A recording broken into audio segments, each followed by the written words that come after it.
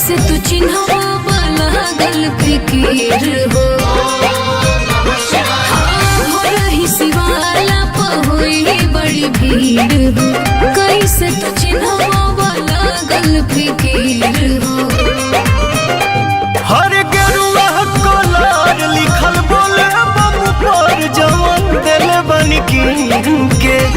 अच्छा ओह जल ढारी कर ये जान उहे वाला साड़ी पहिन के ओह जल ढारी कर ये जान उहे वाला साड़ी पहिन के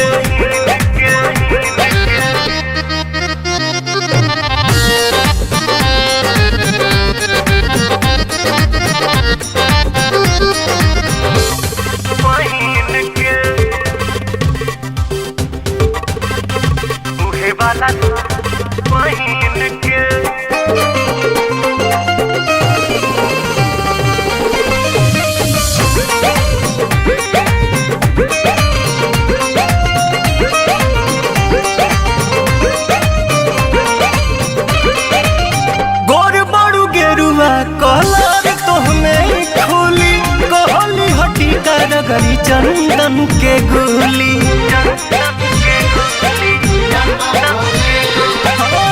गोर बड़ू गेरुआ कलर तोहमे खोली कहली हटी करगरी चंदन के गोली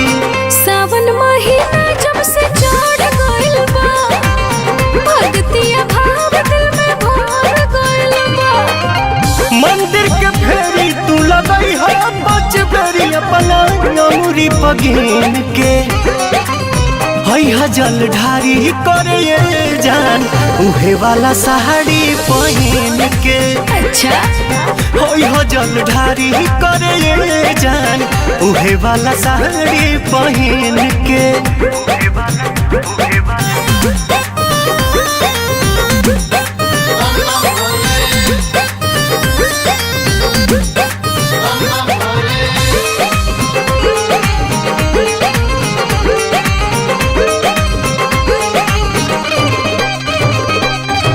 साचो कहीं लगता रुआतना सुनर हो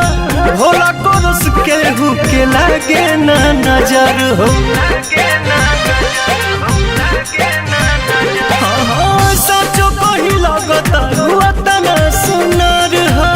बाबा कोरस के हुके लागे ना नजर हो तोहरे ला भूखल माने सावने सुमारी खुशबा पवन मन अरुण बिहारी पाके आशीर्वाद रखी शिव जी के याद ना भूल शुभ दिन के ओह जल ढारी करे ये जान उहे वाला साड़ी पहिन के ठीक बा जी ओह जल ढारी करे ये जान उहे वाला साड़ी पहिन के ओके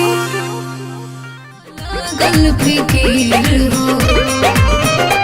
हर गेरुआ कलर लिखल बोले बम पर जवन दिल बन के अच्छा ओह जल ढारी कर ये जान उहे वाला साड़ी पहिन